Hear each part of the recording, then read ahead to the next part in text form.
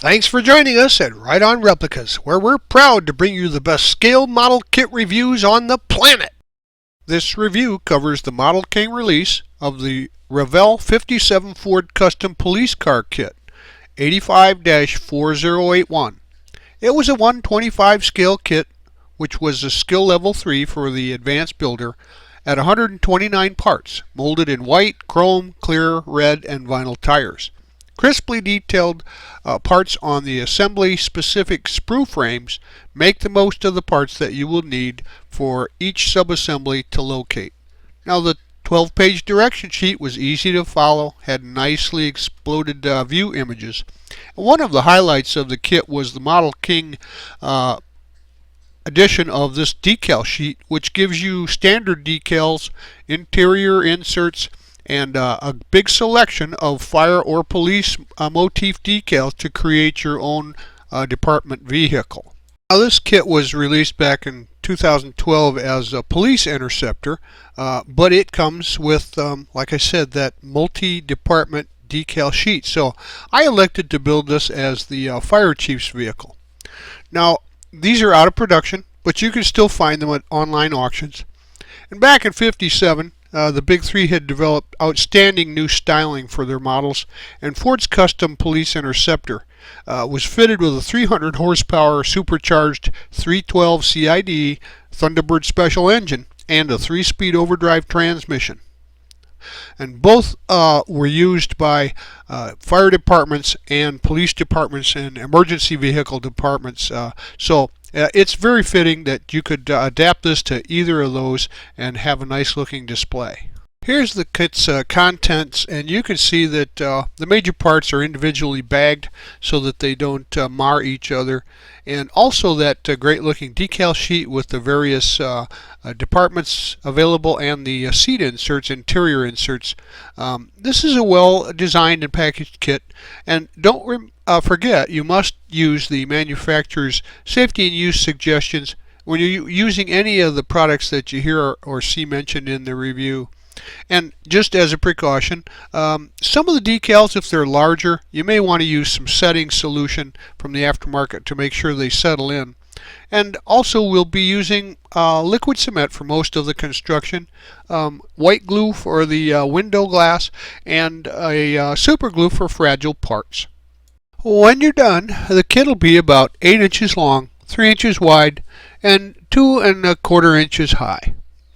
Construction starts with the motor pieces, so gather those as you see here, and note that it doesn't look like this motor, the 312, has the supercharger parts for it, so it's going to be your standard 245 horsepower engine. Steps 1 and 2 of the instructions consist of putting the motor together, and it's very nicely detailed. So collect and assemble the parts for the main block and paint that as an assembly. The block is Ford engine red and transmission is a steel color. Now, you'll need both the block halves, the heads, the engine top cover, the intake manifold, timing cover, water pump, and the oil pan for that. And the parts to be painted gloss black just on the sprue before you remove them. Valve covers, coil, fan, starter, and generator. Now, the fan belt and oil filter are flat black. And then the carb and both the fuel lines and the fuel pump are painted a gold. And you can paint those all on the sprue along with the manifolds, exhaust manifolds that are steel. Now, the oil filler tube is painted red on the tube and gloss black on the cap. And the distributor is gloss black on the cap and steel for the shaft. And there's decals applied here after the paint's dried. Numbers 11 or 13 can be used on top of the valve covers. Now, this is the hard part. Walk away and let this dry thoroughly, and then you can work with the motor assembly. And after that's dried, you can add in this order the oil filler tube, the oil filter, the valve covers, coil, carb, distributor, then the exhaust manifolds, the fuel filter and line, and then the fuel pump and line and the starter. On the fan belt, add the generator and the fan, and then add that to the motor's front, and that would complete the motor's subassembly. And you can set this aside on a cradle and let it dry for some additional drying. Now, note that if you want more realism, the transmission is in halves, and so let a little glue seep out of there, and then after that's dry you can sand it off and finish it, especially on the bottom and on the top of the bell housing. Gather the parts for the exhaust, chassis, floor pan, and suspension pieces, and we're going to put that together next for sections 7 and 8. And the frame, the A-arms, steering gearbox, and bumper mounts can be assembled and then all painted flat black. Glue the spare tire tub to the floor pan, and that's painted flat black as well. Now assemble the rear axle differential and the leaf springs, and those are painted gloss black. The rear shock mounts are painted flat black. Then assemble the gas tank and then paint that with some of the and the drive shaft with some steel colored paint. The front suspension unit is flat black and could be detailed with some gloss black or steel on the steering arms for contrast. The exhaust pipes are steel with a little silver or aluminum on the mufflers, and then paint the shocks whatever color you like, yellow, blue, red. Another pause here for letting the parts dry, and then continue with chassis assembly. Install the exhaust pipes to the frame, then install the motor sub-assembly and set it aside to dry once again. Now we can assemble the shock mounts to the rear suspension unit and then set that aside to dry, and glue the front suspension to the frame. Now glue the rear shock mounts and install the rear suspension to the frame, adding the drive shaft as you install the rear suspension. On the floor pan, add the gas tank assembly and glue the completed frame assembly to the underside of the floor pan. Now we use some super glue finally to glue the metal exhaust tips to the ends of the exhaust pipes. Whenever you're putting parts together that were painted or have chrome plating on them, always scrape the paint or chrome off for a good glue joint. And we show you here a close-up of the front suspension, and you can see the close-up of the rear suspension that's added to the chassis. And this completes the underside chassis assembly. And note that prior to painting, check the parts for mold lines, especially like on the exhausts, and you may want to scrape those off and smooth them off. And then the front chassis pan over the bumper horns should be body color on the top side of that part. Now get the interior parts staged for assembly, and then this is step 6 in the instruction sheet.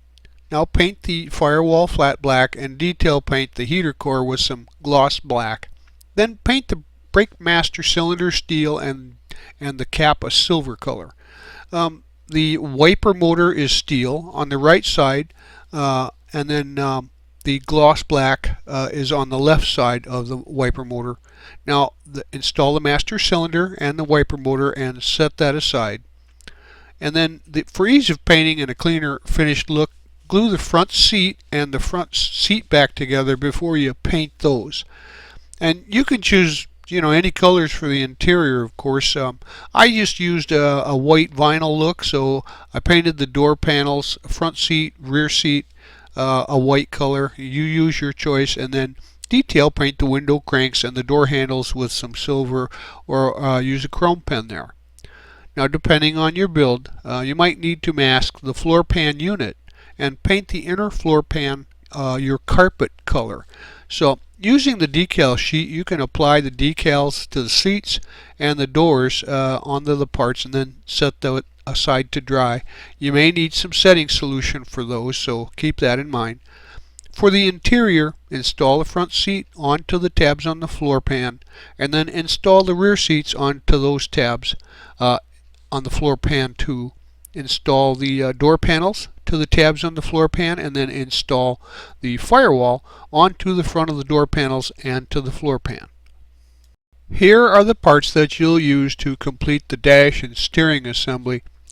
And then paint the dash, steering column, and steering wheel the interior color. Mine was white. And then detail paint the dash with some silver and for the chrome parts, and some black knobs on both sides of the column, and some silver in the recessed part above the ashtray from the edge of the glove box door to the edge of the instrument panel. Now add the speedometer decal to the dash, and that's just cut out and glued with some white glue Don't actually use it as a decal. The column has silver shifters with black knobs, and the wheel has a silver center cap detail with either decal 18 or 19 in the center, and the three arms on the steering wheel are silver. Now paint the pedals flat black and the pedal rods gloss black. Paint the police radio black with a silver knob detail. But note that at the time, some of the radios back then were a cream or tan color, so if you want more authenticity, you might want to research that. Now the dash assembly is where you will glue the steering wheel onto the column and then glue the pedals onto the back side of the dash where the location tabs and slots for the column match up there. And then glue the police radio under the dash by the tab on the radio, and I put it about halfway between the column and the passenger side edge of the dashboard. See the arrow there. And then glue the column about halfway up into the dash at a 45-degree angle. Before the glue dries, assemble the dash into the interior tub. And this will allow you to maneuver the steering column to the notch in the firewall and give you the proper angle. Now that would complete the interior tub assembly. Now get these parts staged for the engine bay assembly, and assemble and paint the two parts of the air cleaner gloss black. And then paint the battery gloss black with steel detail on the posts and some green for the cap covers. Now paint the solenoid gloss black and paint the upper and lower hoses flat black, and detail the ends there with silver for the clamps. Now assemble and paint the radiator and the radiator top flat black with some silver detail on the radiator cap. Now for assembly, there's some issues that could arise here. There's not much room to line up the lower hose easily, and there's really no positive attachment points on the upper hose to the radiator. So first, glue the lower hose to the notch on the water pump. It'll be really close to right for the radiator. And then glue in the radiator into the chassis, and with a toothpick or some tweezers you can move the lower radiator hose into position from underneath. Now glue the upper hose to the manifold with a dab of glue on the end, and the radiator side attach it to the radiator. It'll be about a 1/4 inch over from the passenger's edge. Now add the solenoid and the battery to the passenger fender too, and then add the air cleaner to the motor with the snorkel facing the left side. Now this will complete engine bay assembly. Gather these parts up for the wheel assemblies, and you can use the color of your choice. It's optional for you. A lot of people use black, but I used red for mine, as the overall body color is red for the wheels. And then there's some decals that are supplied for the hubcaps, but I didn't really like those, so I didn't use them. But that's up to you, because sometimes they use them, sometimes they didn't. Now to prep the tire, I rolled and pressed the tread on a sheet of 220 sandpaper, on a nice flat surface to give it a scuffed up tread.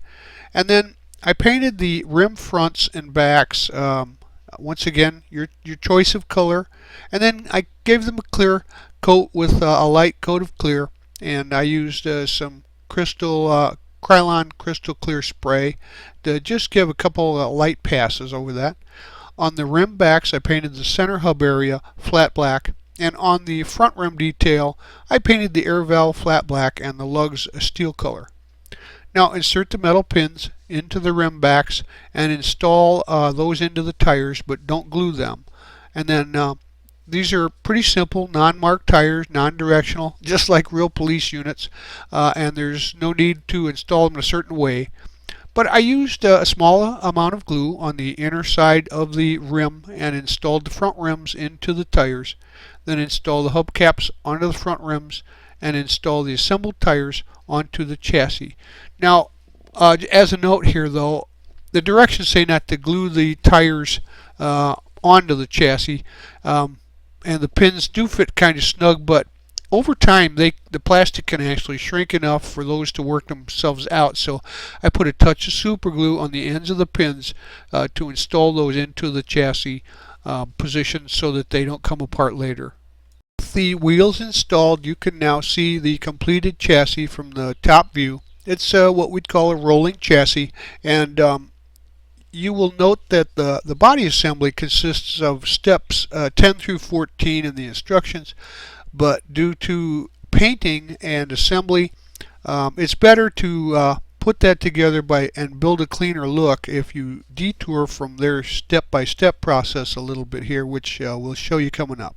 So also, just for some reference here, you see the completed chassis from the bottom side.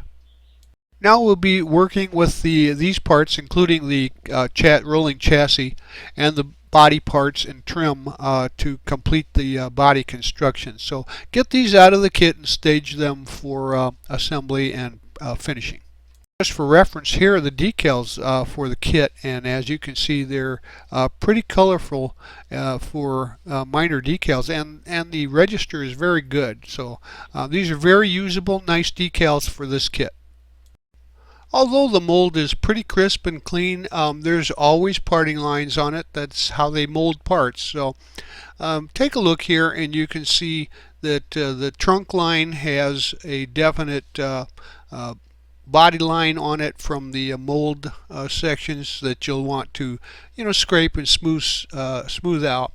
They're not large and they're not really obstructive to the body lines, but as you can see, the front fenders on the headlight areas, and even over the roof line there with the drip edge, it has some flash that you're going to want to clean up. This shows the rear tail light housing backside that mounts to the body. The small tab on the bottom needs to be removed as there's not a mounting slot on the body to accept it. Both parts have this, both of the headlight nacelles, so after removing these tabs, you can attach the lens housings to the body and then prior to that and further prep the body for paint. Also note that there's on the front face panel here the Ford script, which you can dry brush, but there's a decal for this. So I trimmed that off and then sanded it smooth. Next, I wet sanded the whole body, the hood and the front bezels with 1000 grit sandpaper, and then let that air dry. And then primer the parts inside and out. And then once again, water sand the primed parts with 1000 grit paper, wash it and dry it, and then use the base color of your choice to paint the body parts. Then let that dry and cure as specified by your manufacturer. Now, when the body has cured, I used either paint or use bare metal foil for your trim work, and then install the decals of your choice. Now, I had used just a base medium red, like a fire engine red for my car. But whatever vehicle you're building, you just use the color that would be appropriate for that. And bare metal foil for the trim is really neat. It's like a metal tape. You just trim out or cut out a section that's about the shape and size of the feature you want to cover. Then you tamp it down and smooth it out and burnish it, and then you trim off the excess, and it leaves you with what looks like chrome trim. So I went ahead and installed the badges and script their decals for the Fire Chief's version, and then let those dry overnight and give your vehicle a nice light coat or two of some clear coat to seal in those decals.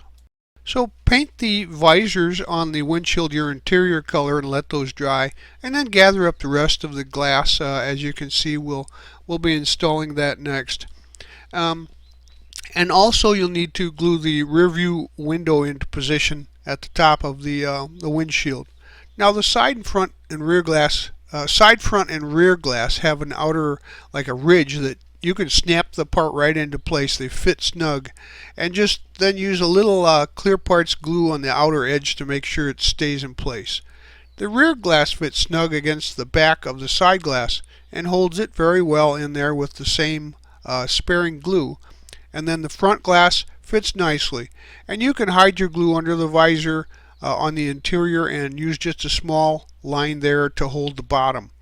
The interior overhead light can then be added, and it sits in a pre-molded spot, and just glue that into place. Now we can stage the body after that has dried with your clear coat for and glass for final construction there for the rest of the components. And I detail painted the rear tail lights some silver around the outer edge, and then the marker lights I painted white, or you can use orange. I think they used an orange bulb back then, but anyway, use decals of your choice for the license plates and decal the trunk, rear trunk insignia. Finally, for assembly, slide the hood into place from under the body into the notches for the tabs on the front of the hood, and then place the body onto the completed chassis. Mine slid right into place with almost no fit issues. You may have to just go slow and wiggle it in and pry the sides out a little bit to snap the body over the chassis. But once it fits into place, it's snugly there without the need for glue.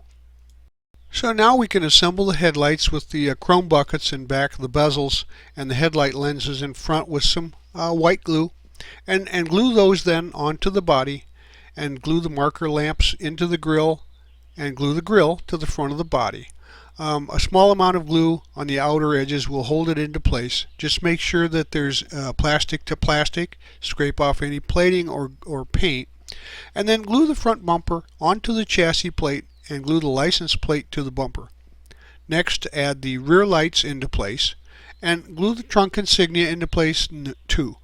Then glue the license plate into place in its location and the rear bumper into its locations. Now there are two prongs on the bumpers, and they'll line up to the two holes on the rear of the body. Now gather up these final pieces for the last detail parts for installation, and then glue the red rotator housing to the chrome rotator and glue that onto the roof, and glue the red lamp lens into the siren, and then glue the siren onto the passenger's fender. Clear glue the lens into the searchlight, and then glue the searchlight onto the driver's fender near the windshield. Glue the wipers into the notches on the cowling and the antenna onto the passenger's fender near the windshield. Then glue the driver's side mirror onto the body near the side window. Finally, add the door handles into the holes on both doors and the hood ornament into the notch on the hood. Now note that the rotator light, the siren, searchlight, antenna, and the mirror don't have positive location holes for addition and gluing, so use your judgment to the proper location and consult some references. Even the box art will pretty much show you. And I added a second antenna on the trunk from my parts stash to depict the two-way radio in the car. And then assembly is now complete for your model. This figure here also shows the parts that weren't used for the build. There will be some left over as they belong to either stock or other versions. Well, there you have it. This nicely engineered and well-fitting kit will really turn heads if you add the motif for your emergency vehicle and put that on your shelf, and they are still readily available. There's really no construction issues. It goes together pretty well. The only thing being the location of some of the aftermarket parts for the emergency vehicles. They don't have positive locating points, so plan those out ahead of time so you know where you want to place them. The decals are nice and colorful, and if I were you, I'd buy one and put it on my shelf. We hope you liked this premium step-by-step model kit review, and so that you don't miss any more, please subscribe to our YouTube channel. You can find us on Facebook and at our website, rightonreplicas.com. Thanks.